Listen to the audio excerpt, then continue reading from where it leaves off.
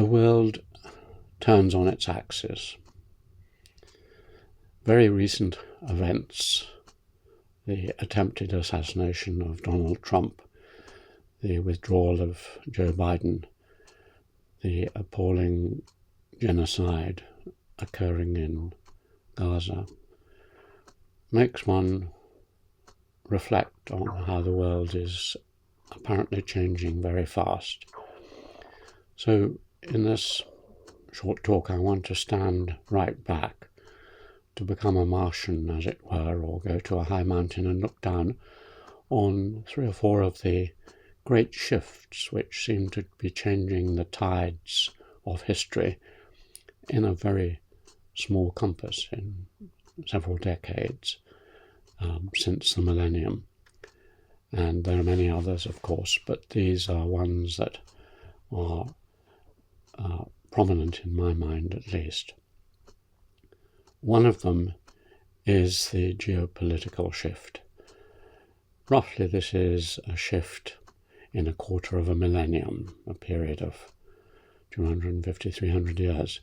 Up till about 300 years ago, the wealth and power of the world mainly resided in Asia, in China and India and various areas there.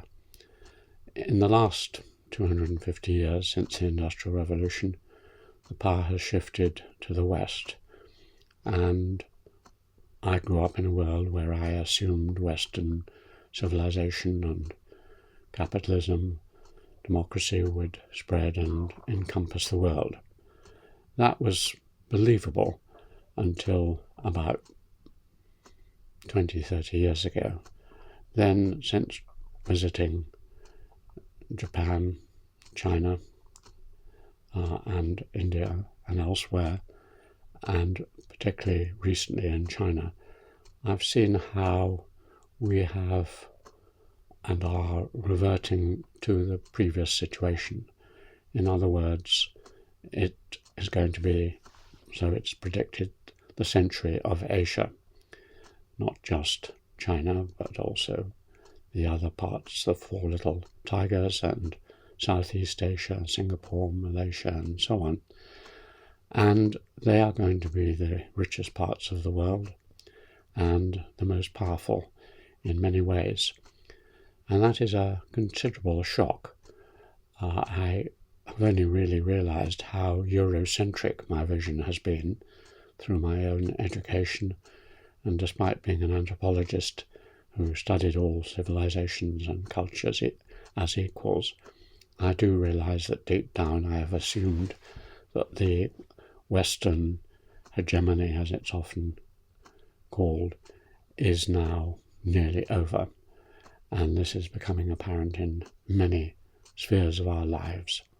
And that is a big readjustment for many of us, including myself. A second change in roughly the same period is in my views of the political situation. I was brought up in England to believe that England had invented democracy. Some people said it was medieval, some said it was an 18th century innovation with party politics and so on.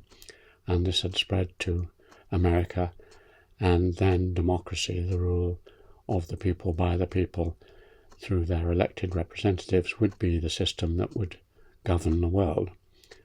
And some people went back much further to Greek democracy and saw it as a powerful Western contribution to world civilization.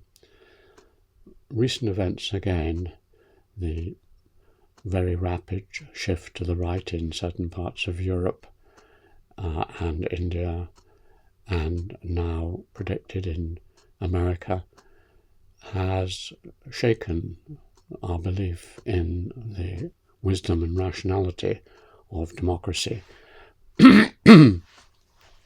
And we begin to question it all. We begin to see the cracks and weaknesses which were apparent to political theorists from Aristotle onwards.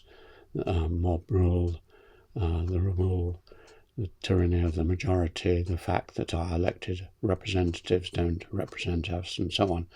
All the weaknesses were there, but they were accepted largely by me and others as a flawed system, but the best of all possible systems.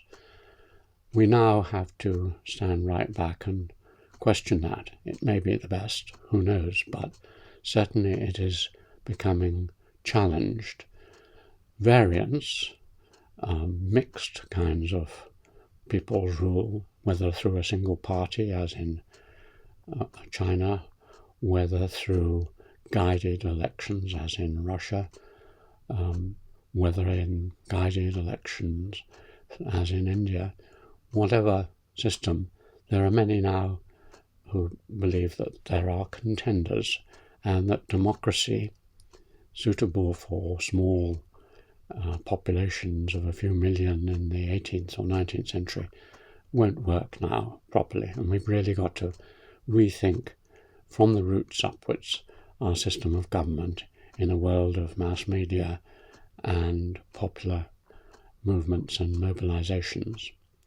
So that's another huge shift that's occurring very rapidly. A third huge shift is in the world of technology, and particularly the technologies of communication. Roughly, if you assume that most of human history was a world where the communication was oral and personal, then quite recently, many people say 5,000-6,000 years ago, you get the innovation of writing, where you could, as it were, freeze knowledge, transfer it over distances, keep it over time, and writing was the first great communications revolution. Some would say that the second occurred only 500 odd years ago with Gutenberg and the printing technologies, which again entirely shaped our world, and many people say had huge consequences on philosophy, science, knowledge, religion, and so on. That was the second great revolution. The third was the 19th century development of photography and the subsequent development of film and then television. And so the age of film, of representational media, which can take accurate cross-sections of reality and reproduce them. So the age of film, as it were. And that continued until the 1960s, 70s, 50 years ago. And I was brought up in that age, and then began to see the new age of the computer. And that, I think, is the fourth great revolution, certainly equal in importance to any of the others, and perhaps unparalleled, except by perhaps writing. And part of that is the internet and global communications. Part of it is the analytic and computational power of new machines.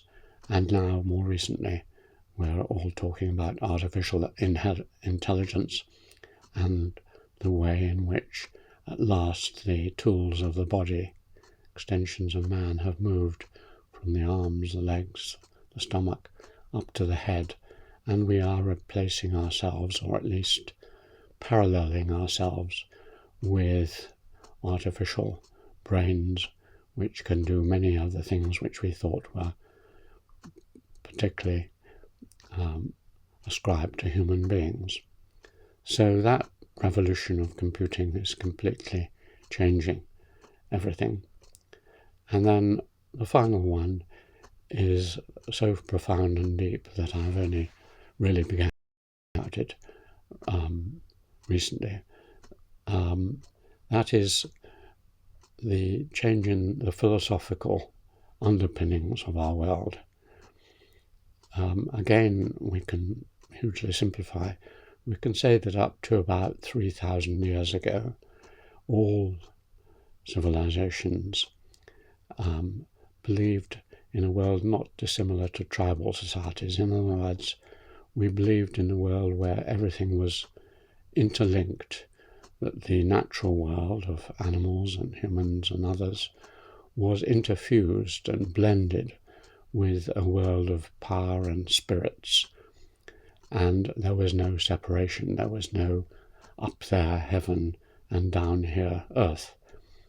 That changed, according to Carl Jaspers in his work on the axial age, around 2,500 years ago, over a period of a few hundred years, in the work of Zoroaster, the Middle Eastern early prophets, Isaiah and so on, the Greek philosophers and others. So we then moved into what is called the axial. Everything turns on its axis. And since then, we've lived in the West, particularly in that axial age. And I again had assumed through my education, without knowing about Jasper's theory, that this was where we were, an age which in its second reincarnation would lead to the scientific revolution and the Renaissance. That assumption is now again being challenged, because what I've discovered is that while the West, from the Middle East to our own civilizations in Western Europe and America, were going through this axial age, the East, in my studies of Japan and China, have not gone through the axial age. There are some elements of axiality, separation, in the works of Confucius, but very little in Chinese Mahayana Buddhism or Taoism, and scarcely anything in Japan. So while one part of the world went through axiality, the other part remained non-axial. And what is amazing now, looking back at changes in philosophy and science and all sorts of fields, is that the West now is confronted with the possibility that we are all moving to what you might call post-axiality, or parallel axiality and non-axiality. Who knows what it is? But basically that we see in quantum theory and in many fields a realization that the scientific Western paradigm based on Greek thought and philosophy onwards is not the only way to look at the world, that there are many things that it doesn't account for, and that we have to completely rethink our philosophy from the ground up and consider the possibility that the ancient philosophies of the East have much to offer to our Western way of thought. So in sum, we definitely feel, or I feel, like many others, confused by the situation. But once you begin to unpick the strands of this confusion, and of course there are many other reasons for that feeling, you begin to see that we do seem to be living on an age where the tide, having come one way, is swirling in another direction, and it's not therefore puzzling that we feel confused. The world and people have faced these sorts of swirling confusions before and overcome them, so there is no need to despair. But unless we recognize how deep they are, how swiftly they're moving, and how they affect all of us at all sorts of levels, economic, political, social, and philosophical, we won't be able to come to terms with them. Making them explicit, as I've tried to do in many of my books and articles and films, is one way I find helps me to face up to the turbulence, which is both exhilarating and quite confusing. Thank you.